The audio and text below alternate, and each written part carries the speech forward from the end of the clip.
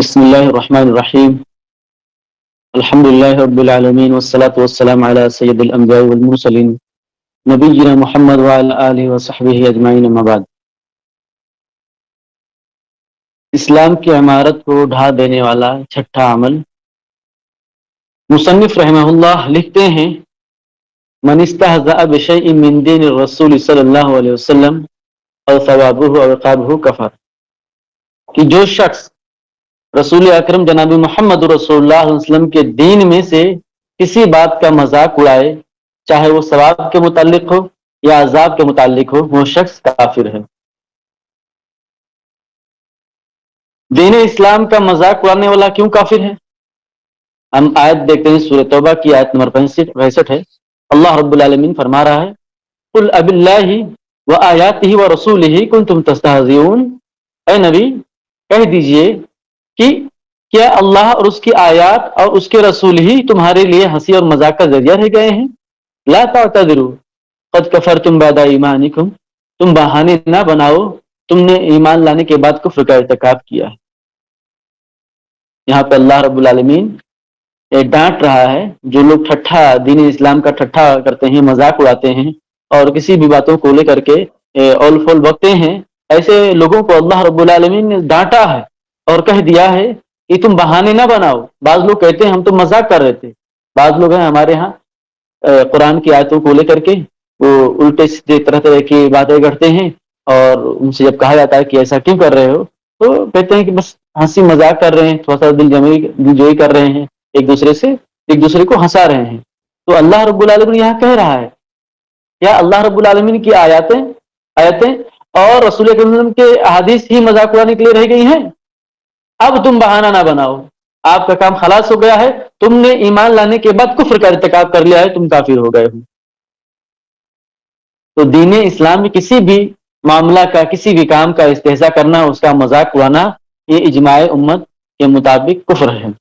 اگرچہ کوئی غیر سنجیدہ ہی کیوں نہ ہو، آدمی مذاق بھی کرے تب بھی یہ چیز اس پر فٹ بیٹھے گی. ابن جریر، ابن حاتم اور دوسرے محدثین وغیرہ نے روایت کیا ہے کہ سیدنا عبداللہ ابن عمر رضی اللہ تعالیٰ عنہما کہتے ہیں کہ غزوہ تبوک کے موقع پر ایک مجلس میں بیٹھے ہوئے تھے.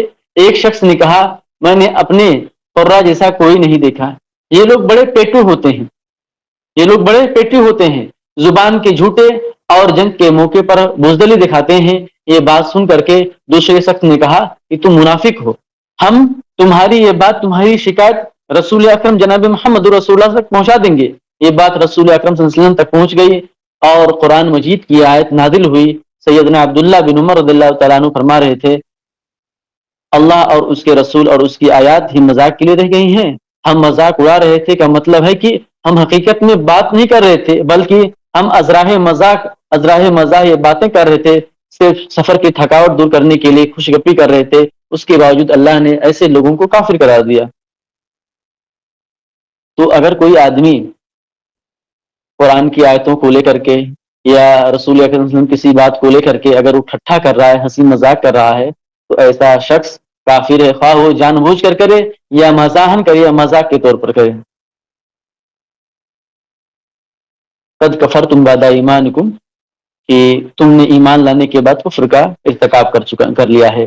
اس آیت سے یہی معلوم ہوا کہ ایمان لانے کے بعد آدمی کافر ہو گیا، کیونکہ اس نے شاعر کا، دین کا، اللہ کی آیتوں کا، قرآن کا مذاق اڑایا، ٹھٹھا اڑایا ہے.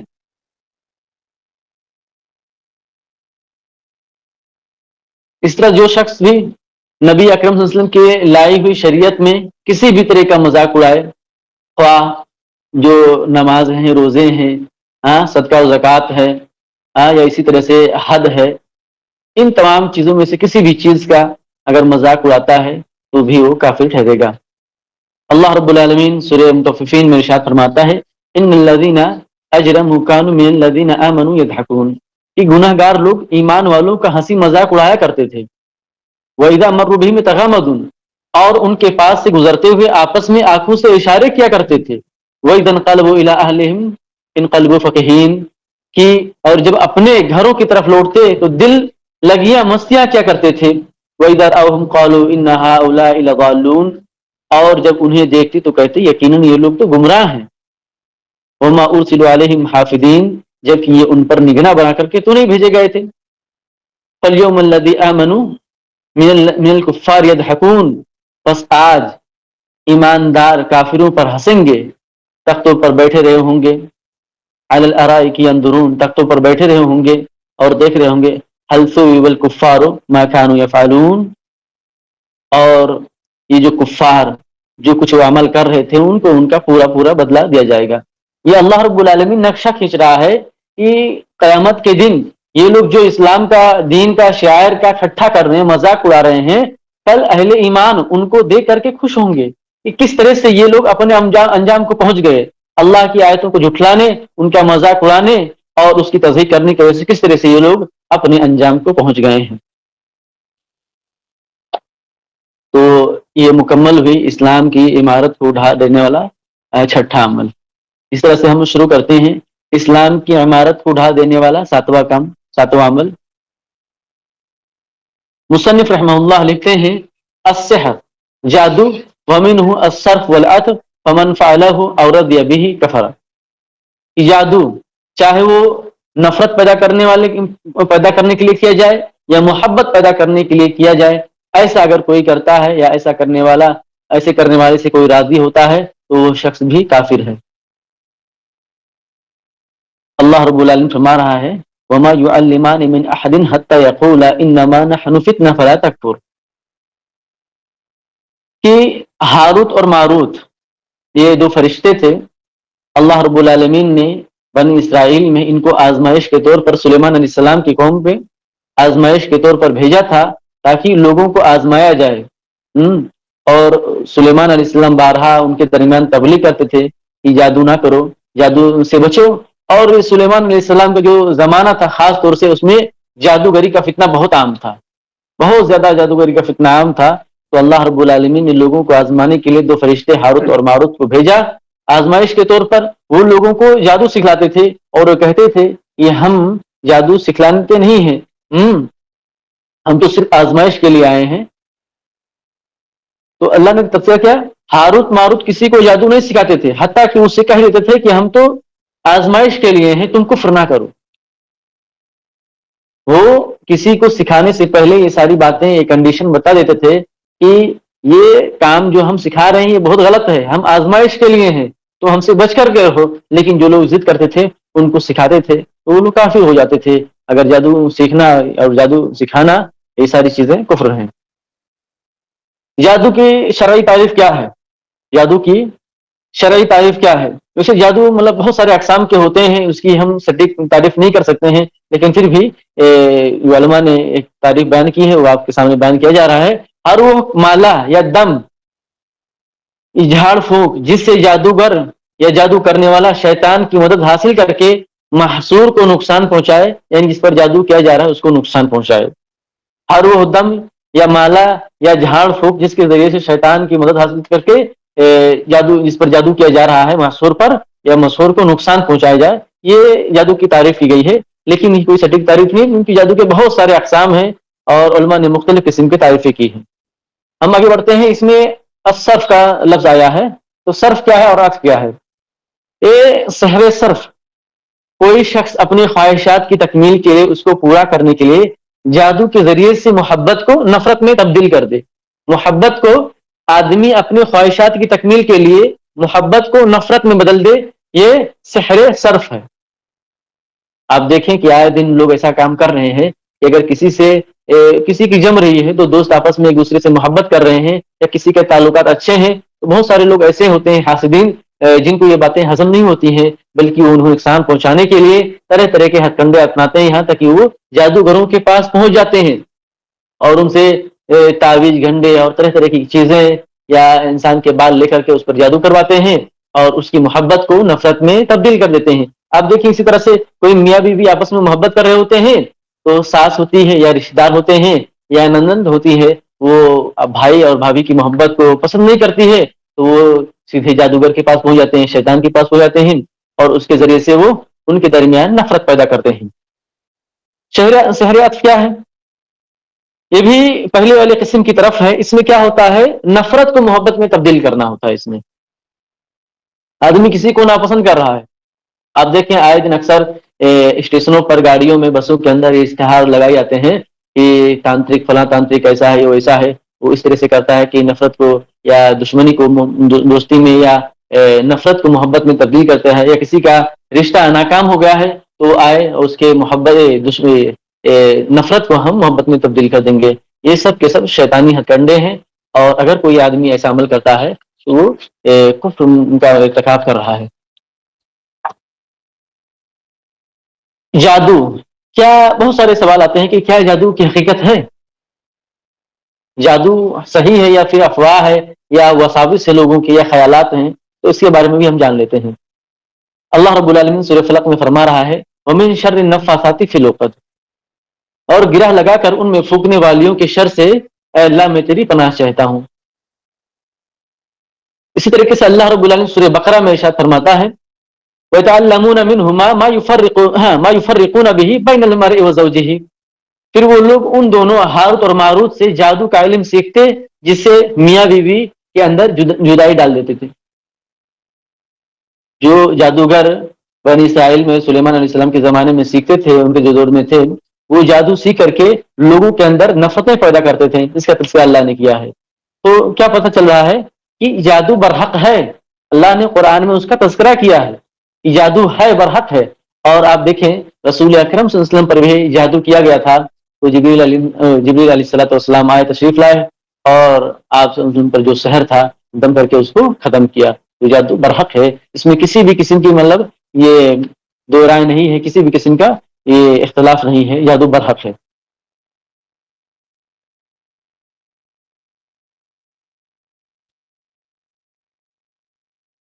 جادوگر کے متعلق کیا حکم ہے؟ جادوگر جو جادو کرتے ہیں ان کے متعلق شریعت کا کیا حکم ہے؟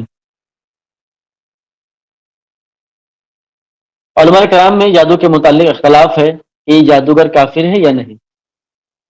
مصنف رحمہ اللہ امام محمد بن عبد الوہاب رحمہ اللہ نے جادوگر کو کافر کہا ہے، کیوں؟ کیونکہ سورہ بقرہ کی آیت نمبر 102 ہے، اللہ تعالیٰ نے جادو کو کفر کرا دیا۔ یہی مذہب امام احمد بن حنبل، امام مالک اور امام ابو حنیفہ اور جمہور علماء کا بھی یہی مسلک ہے، موقف ہے کہ جادوگر، جادو کرنے والا وہ کافر ہے۔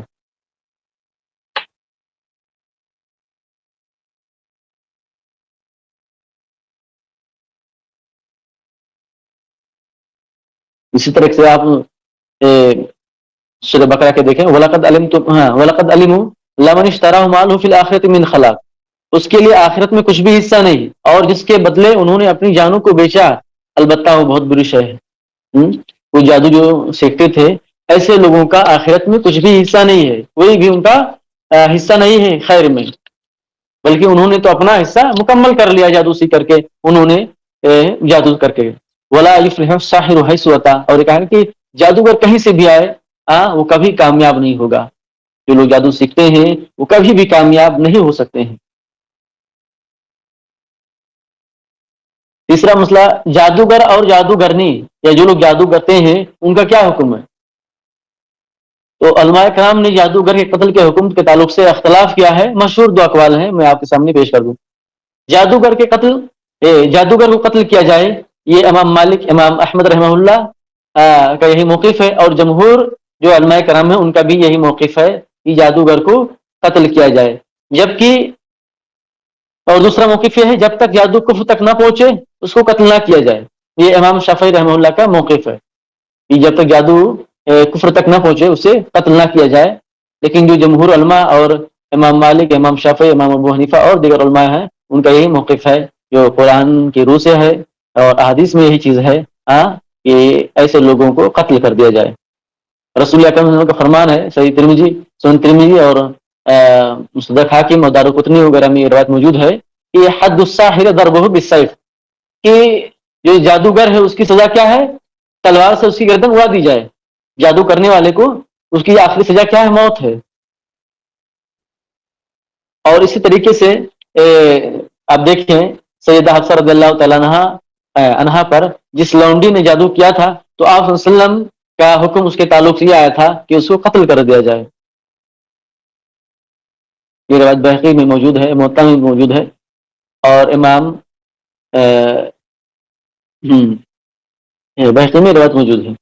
جادوگر کے قتل کرنے کے حکم میں سیدنا عمر و جندب و سیدہ حفصہ رضی اللہ تعالیٰ عنہ اجمعین انہم اجمعین کہ کسی صحابی سے مخالفت، اس تعلق سے کسی صحابی نے ان کی مخالفت نہیں کی ہے، کہ کسی بھی صحابی نے اس تعلق سے اختلاف نہیں کیا ہے کہ جادوگر کو اس کی سزا جو ہے قتل اسے نافذ نہ کی جائے۔ اور عمر رضی اللہ تعالیٰ عنہ کے دور میں جو جادوگر تھے ان کو باقاعدہ جادوگر جادوگرنیوں کو قتل کیا گیا ہے۔ جادو ختم کرنے کا طریقہ کیا ہے؟ اگر کسی پر جادو ہو جاتا ہے تو اب وہ کیا طریقہ ہے اس کو ختم کرنے کا؟ تو امام ابن القیم رحمہ اللہ لکھتے ہیں کہ مسحور یعنی جس پر جادو کر دیا جائے، جس شخص پر جادو کیا گیا ہو، اس سے جادو ختم کرنے کے دو طریقے ہیں۔ ایک طریقہ یہ ہے کہ جادو کو جادو سے ختم کیا جائے، جواب کے اگر کوئی جادو کرتا ہے تو اس کے جواب میں جادو کیا جائے، یہ شیطانی عمل ہے۔ اور اسی پر حسن بصری رحمہ اللہ کے اس قول کو محمول کیا جائے گا کہ جادو کو جادوگر ہی ختم کرتا ہے، دم وغیرہ سے، جھاڑ پھونک سے، تو یہ شیطانی کام ہے جسے ناپسند کیا گیا ہے۔ تو ایک عمل یہ بھی ہوتا ہے کہ جادو سے جادو ختم کرنا، یہ جائز نہیں ہے، یہ شیطانی عمل ہے، جادو سے جادو ختم نہیں کیا جائے گا۔ دوسرا جو قول ہے، جادو ختم کرنے کے لیے دعاؤں کا اہتمام کرنا چاہیے، تعوذات یعنی وہ اذکار اور دعائیں پڑھنی چاہیے جن سے شیطان بھاگتا ہے، اور اللہ رب العالمین کی مدد طلب کرنی چاہیے، قرآن کی آیتوں کے ذریعے سے شیطان کو بھگایا جائے، یا قرآن کو پڑھ کر کے شیطان کو بھگایا جائے یا جادو ختم کیا جائے۔ تو صحیح طریقہ یہی ہے کہ ہم جادو کو قرآن و سنت میں جو بھی طریقے بتلائے گئے ہیں، صحیح دعائیں یا ہم تعوذات کے ذریعے سے یا اس طریقے سے جو بھی صحیح جھاڑ پھونک اور دم وغیرہ جو بھی بتا گیا ہے، اس طریقے سے ہم جادو کو ختم کریں، یہی جائز طریقہ ہے۔ امام بخاری رحمہ اللہ نے اپنے صحیح میں تعلیقاً سعید بن مسیب رحمہ اللہ تابعی کے قول نقل کیا ہے۔ قتادہ رحمہ اللہ سے روایت ہے کہ انہوں نے سعید بن مسیب رحمہ اللہ سے سوال کیا کہ کسی شخص یا اس کی بیوی کو جادو ہو گیا تو کیا وہ اس کو ختم کرنے کے لیے دم جھاڑ پھونک کر سکتا ہے؟ تو آپ نے کہا کہ اصلاح کی غرض سے دم کرنا درست ہے، فائدہ بخش چیز درست ہے، فائدہ بخش چیز کو منع نہیں کیا جا سکتا ہے۔ اس حدیث میں جس دم کی اجازت ہے اس سے مراد شرکیہ دم نہیں ہے۔ اور بعض دفعہ رسول اکرم صلی اللہ علیہ وسلم کے پاس کچھ لوگ آئے اور دم وغیرہ کیے تو آپ صلی اللہ علیہ وسلم نے ان کو پڑھوایا کہ پہلے پڑھو، تم کیا پڑھ رہے ہو؟ زمانے جاہلیت میں بھی لوگ دم کیا کرتے تھے، اور پھر جو اسلام قبول کیے اگر وہ دم کرتے تو رسول ان کو اپنے سامنے پڑھواتے کہ اپنے دم کو، اپنی دعاؤں کو ہمارے سامنے پیش کرو، اگر وہ صحیح ہے، اس میں شرکیہ الفاظ نہیں ہے تو وہ جائز ہیں، اگر شرکیہ الفاظ ہیں تو اس سے دم اور جھاڑ پھونک نہیں کر سکتے ہیں، جادو کو ختم نہیں کر سکتے ہیں۔ اسی طریقے سے مسلم کی حدیث سے رسول اکرم صلی اللہ علیہ وسلم فرماتے ہیں، یہ حدیث نمبر 2230 ہے کہ من اتا عرافا فسألہ عن شیء لم تقبل له صلاة 40 لیلہ، کہ جو شخص جادوگر کے پاس، کاہنوں کے پاس، عراف کے پاس آیا اور ان سے کسی چیز کے بارے میں سوال کیا تو اس کی 40 دن کی نماز قبول نہیں ہوگی۔ بہت خطرناک یہ عمل ہے کہ آدمی وہاں تک جائے بھی نہ، جادو سیکھنا کرنا یہ الگ بات ہے، یہ دوسری بات ہوئی۔ اگر کوئی ایسے آدمی کے پاس جاتا ہے اور کوئی سوال کرتا ہے ایسی چیزوں کے بارے میں تو ایسے آدمی کی 40 دن تک نمازیں قبول نہیں ہوتی ہیں۔ تو لہٰذا انسان کو، بعض لوگ ہوتا ہے ادراہ مذاق، یہ جو نجومی ہوتے ہیں وہ اپنا ہاتھ وغیرہ دکھاتے ہیں، اور خاص طور سے یہ جو ساؤتھ کے لوگ ہیں یہاں پہ بہت زیادہ یہ نجومی لوگ ہوتے ہیں، اور اکثر مطلب شہروں میں جگہ جگہ نکڑ پر، موڑوں پر بیٹھے ہوتے ہیں، لوگ ان کو ہاتھ دکھاتے ہیں۔ ایسے لوگ ایسا اگر کوئی عمل کرتا ہے اور گرچہ وہ اس کی تصدیق کرے یا نہ کرے، اگر دکھاتا ہے، سوال کرتا ہے تو اس کی 40 دن کی نمازیں قابل قبول نہیں ہیں۔ آگے ہم دیکھتے ہیں اسلام کی عمارت کو ڈھا دینے والا 8واں کام۔ اسلام کی عمارت کو ڈھا دینے والا 8واں عمل کیا ہے؟ مصنف رحمہ اللہ لکھتے ہیں مظاہرۃ المشرکین و معاونتهم علی المسلمین، کہ مشرکین کی مدد کرنا مسلمانوں کے برخلاف، مسلمانوں کے مقابلے میں مشرکین کی مدد کرنا، اور اگر کوئی شخص ایسا عمل کرتا ہے تو وہ کافر ہے۔ آپ سورہ مائدہ آیت نمبر 51 دیکھیں، اللہ رب العالمین فرما رہا ہے وَمَن يَتَوَلَّهُم مِّنكُمْ فَإِنَّهُ مِنْهُمْ إِنَّ اللَّهَ لَا يَهْدِي الْقَوْمَ الظَّالِمِينَ، تم میں سے جو بھی مشرکوں سے دوستی کرے وہ بے شک انہی میں سے ہے، ظالموں کو اللہ رب العالمین ہرگز سیدھی راہ نہیں دکھاتا۔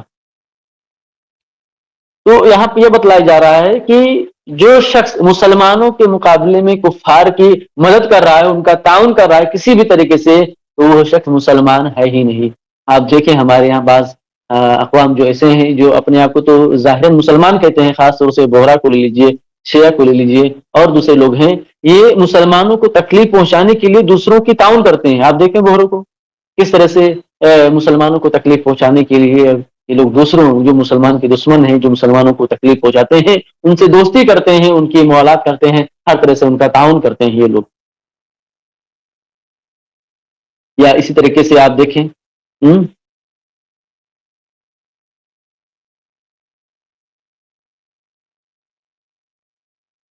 تو اگر کوئی شخص مسلمانوں کے بالمقابل کفار کی مدد کر رہا ہے، کہیں بھی ہو، کسی بھی حالت میں ہو، تو ایسا شخص کو اپنے ایمان کے بارے میں ایک بار سوچنا چاہیے، غور و فکر کرنا چاہیے کہ وہ کون سا عمل کر رہا ہے جس کے ذریعے سے اللہ اور اس کے رسول کو ناراض کر رہا ہے۔ مسلمان جو اس کے اپنے بھائی ہیں، اور یہ جو مومنوں کی جو تعلقات ہوتے ہیں، اسلامی بھائی چارہ ہوتا ہے، یہ ایسا بھائی چارہ ہے جو دنیا میں بھی قائم رہتا ہے اور آخرت میں بھی قائم رہتا ہے۔ ایسے بھائی چارہ کو توڑنے کے لیے اگر کوئی کام آدمی کر رہا ہے، بہت سارے ہوتے ہیں ہمارے مسلمان بھائی جو مخبری کرتے ہیں، ہاں، مسلمانوں کے خلاف دوسروں کی تعاون کرتے ہیں، یا مسلمانوں کے اندر جو بھید و راز ہوتے ہیں ان کو افشا کرتے ہیں، ان کو ظاہر کرتے ہیں، اور پولیس چوکیوں میں جا کر کے ان کی رازداری کرتے ہیں، ان کو ٹیپ دیتے ہیں۔ تو ایسے لوگ اپنے ایمان کا جائزہ لیں کہ وہ کہاں تک پہنچ گئے ہیں شیطانی حکمت کے ذریعے سے۔ اسی طریقے سے اسلام کی عمارت کو ڈھا دینے والا نواں کام، نواں عمل، مصنف رحمہ اللہ فرماتے ہیں: من اعتقد ان بعض الناس يسعه الخروج عن شریعت محمد صلی اللہ علیہ وسلم كما وسع الخضر الخروج عن شریعت موسیٰ علیہ الصلوۃ والسلام فهو کافر۔ کہ جو شخص یہ عقیدہ رکھے کہ بعض لوگوں کو رسول اکرم صلی اللہ علیہ وسلم کی شریعت سے خارج ہو کر کے، اس سے دور رہ کر کے مسلمان بنایا جا سکتا ہے، جیسے کہ خضر علیہ الصلوۃ والسلام کی شریعت، خضر علیہ السلام موسیٰ علیہ السلام کی شریعت کے پابند نہ تھے، تو ایسا نظریہ رکھنے والا شخص کافر ہوگا۔ کہ بعض لوگ یہ سوچیں کہ نبی صلی اللہ علیہ وسلم نے جو دین لے کر کے آئے ہیں، ہم اس سے الگ رہ کر کے، اس سے مستثنا رہ کر کے مسلمان رہ سکتے ہیں۔ جیسے خضر علیہ السلام کا معاملہ ہے کہ وہ موسیٰ علیہ السلام کی شریعت کی پابند نہیں تھے، اگر کوئی ایسا عقیدہ رکھتا ہے تو وہ آدمی کافر ہے، وہ آدمی کافر ہے۔ اب دیکھیں سورہ انعام آیت نمبر 153 ہے، اللہ رب العالمین فرماتا ہے: وَأَنَّ هَذَا صِرَاطِي مُسْتَقِيمًا فَاتَّبِعُوهُ وَلَا تَتَّبِعُوا السُّبُلَ فَتَفَرَّقَ بِكُمْ عَنْ سَبِيلِهِ۔ یہ میرا دین، یہ دین میرا سیدھا راستہ ہے، سو اسی راستے پر چلو، اور دوسری راہوں پر مت چلو، یہ راہیں تم کو اللہ کی راہ سے جدا کر دیں گے۔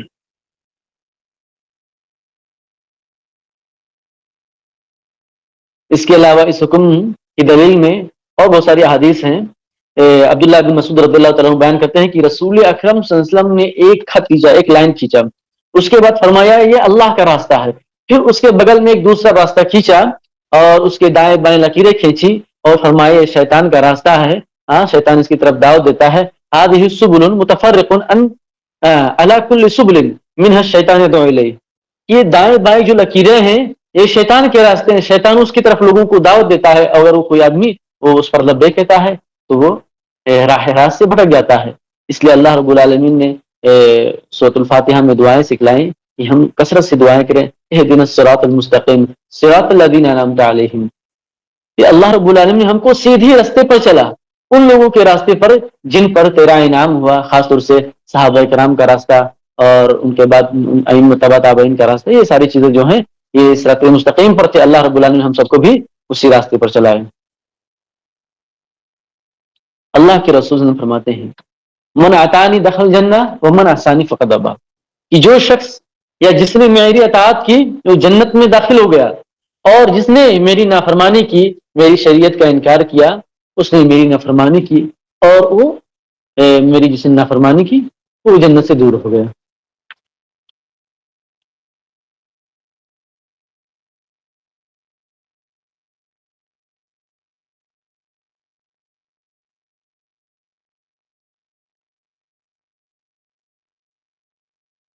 ہاں शरीयत मोहम्मदी को छोड़ करके दीगर दीनों मजहबों में जाने की जरूरत भी क्या है?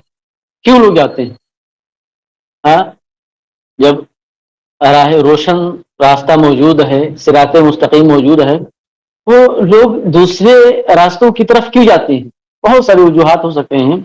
अब हम खास तौर से देखें अपने माहौल में, अपने माशरे के अंदर, कि बाज लोग जो रास्ते दूसरा अपनाते हैं, गलत रास्ते पर जाते हैं, उसकी वजह होती हैं। बाज दफा तालीम का भी मामला होता है।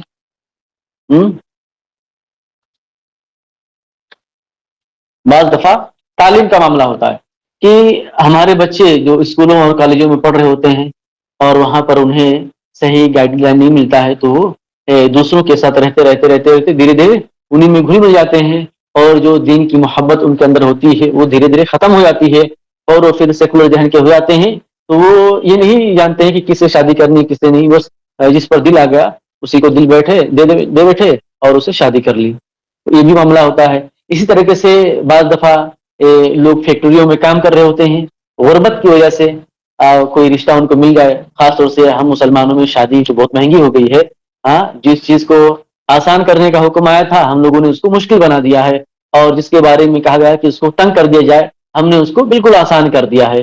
तो ये भी वजह है कि लोग फैक्ट्रियों में, कंपनियों में काम करते हैं, और उसी दौरान गैरों से उनके ताल्लुकात जुड़ते हैं, और आपस में धीरे धीरे धीरे धीरे वो एक दूसरे से शादी कर लेते हैं, और वो दायरे इस्लाम से खारिज हो जाते हैं। और इसी तरीके से ये जो बतलाया गया कि मोहम्मद सल्लल्लाहु अलैहि वसल्लम की शरीयत से अलग हो करके अगर वो मुसलमान बाकी रह सकता कि नहीं, तो वो कतन बाकी नहीं रह सकता। आप सूफिया को देखें, उनके दरमियान अकीदा पाया जाता है, और वो बारहा कहते हैं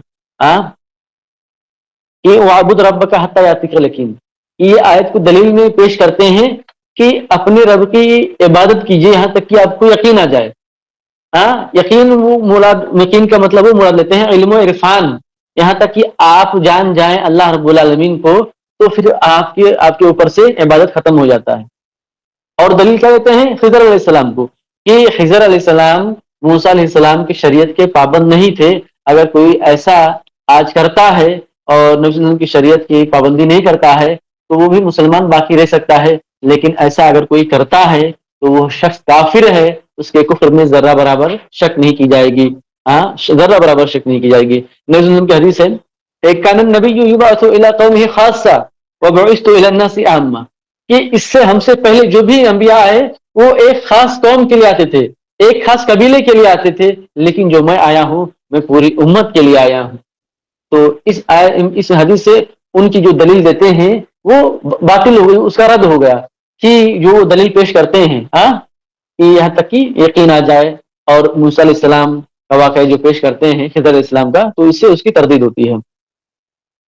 मुफस्सिरीन कहते हैं कि ये जो आयत है इसका मतलब ये है कि वह अबुद रब्ब का हत्ता यातिकल यकीन, कि अपने रब की इताअत करो मरते दम तक, अपने रब की इबादत करो, अपने रब के हुक्म को बजा लाओ मरते दम तक। जब तक तुम्हारे अंदर सांस बाकी है जिंदगी की, तब तक तुम्हें अल्लाह रब्बुल आलमीन की इताअत करनी है, उसका हुक्म मानना है, उसकी इबादत करनी है। ये इस आयत का सही माना और मतलब है। तमाम मुफस्सिरीन ने इसी को बयान किया है। लेकिन ये सूफिया हैं, ये एक अलग इल्म की बात करते हैं। वो कहते हैं हम जो इल्म जानते हैं वो आप नहीं जानते हैं। वो कहते हैं कुरान के बारे में कि ये कुरान का जाहिरी मतलब है, जो हम माना मतलब पढ़ते हैं ये जाहिरी माना है, और वो बोलते हैं इसके बातनी माने हैं। अल्लाह रब्बुल आलमीन ही जाने की क्या क्या चीजें वो हफात और खुराफात बकते हैं लोगों को गुमराह करने के लिए, कि वो उनका बातनी माना क्या है और कोई समझ ही नहीं पा रहा है, क्योंकि वो खुद गुमराह हैं। और जिस तरह से वो गुमराह हुए हैं, शैतान की परस्तिश उन्होंने की है, वो खुद चाहते हैं कि लोग हमारी तरह गुमराह हो जाएं।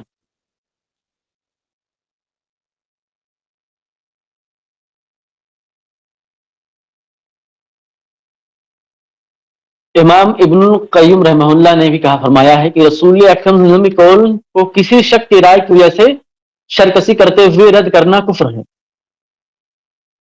कि किसी ने रसूल अकरम सल्लल्लाहु अलैहि वसल्लम की बात को शरकसी करते हुए अगर रद्द कर दिया तो उस आदमी ने कुफ्र किया, और ऐसा आदमी शरीयत इस्लामिया से खारिज हो जाता है। तो लिहाजा हमको चाहिए, या कोई भी हम देखें तो हम नसीहत के रिवाज करें कि कोई भी ऐसा बात कहे تو ہم فوراً سمجھ جائیں کہ یہ آدمی نواقض اسلام کا ارتکاب کر رہا ہے، جو یہ کہتا ہے کہ ہمارے لیے یا آدمی عام لوگوں کے لیے شریعت اور ہے اور خاص لوگوں کے لیے شریعت اور ہے.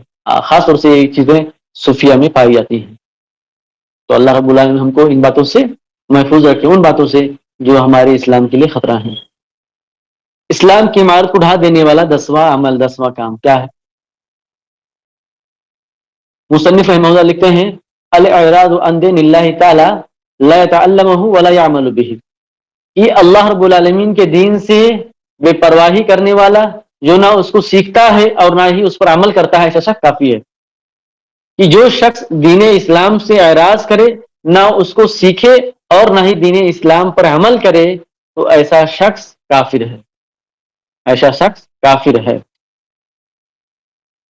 اللہ رب العالمین فرماتا ہے سورہ سجدہ آیت نمبر 22 ہے وَمَنْ أَظْلَمُ مِمَّنْ ذُكِرَ بِآيَاتِ رَبِّهِ ثُمَّ أَعْرَضَ عَنْهَا إِنَّ مِنَ الْمُجْرِمِينَ مُنْتَقِمُونَ. کہ اس شخص سے بڑھ کر کے ظالم کون ہو سکتا ہے کہ جب اللہ رب العالمین کی آیتیں سنائی جائیں، وعظ و نصیحت کی جائے، پھر بھی اس سے منہ موڑ لیتا ہے. اللہ فرماتا ہے ہم بھی ایسے مجرموں سے انتقام لینے والے ہیں.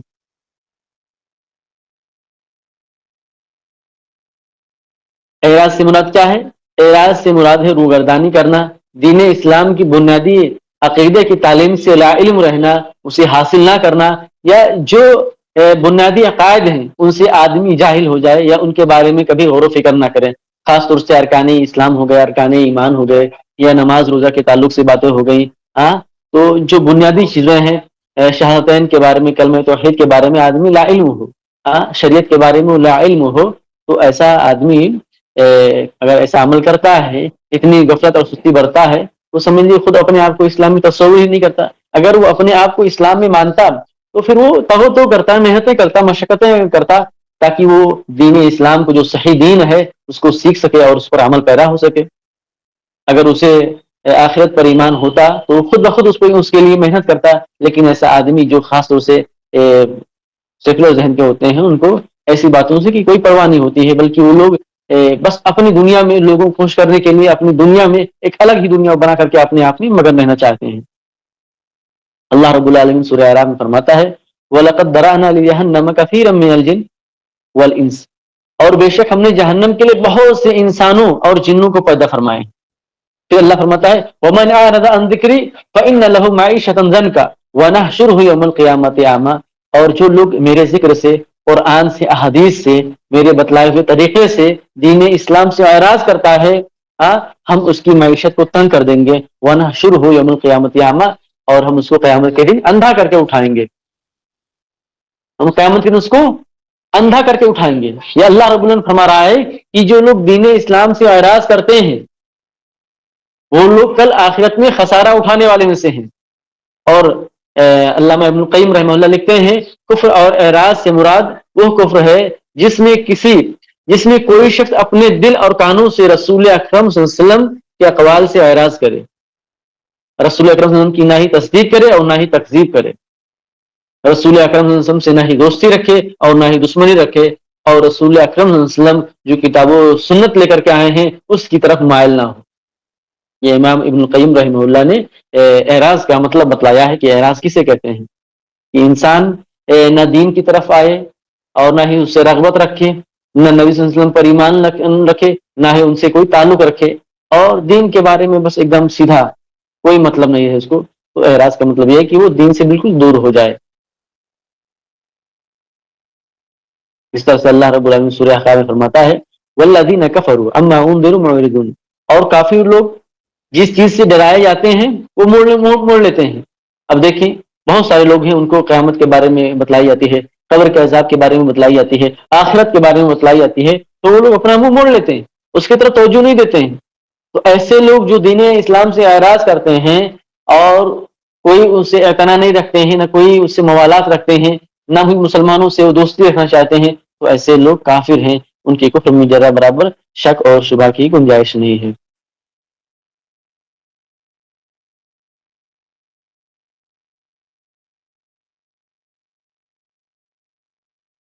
یہ جو آج کے درس میں باتیں بتلائی گئی ہیں، اگر کسی کو کسی چیز کے بارے میں شک ہے یا کوئی چیز سمجھ میں نہیں آ رہی ہے تو بے فکر ہو کر کے پوچھ سکتے ہیں.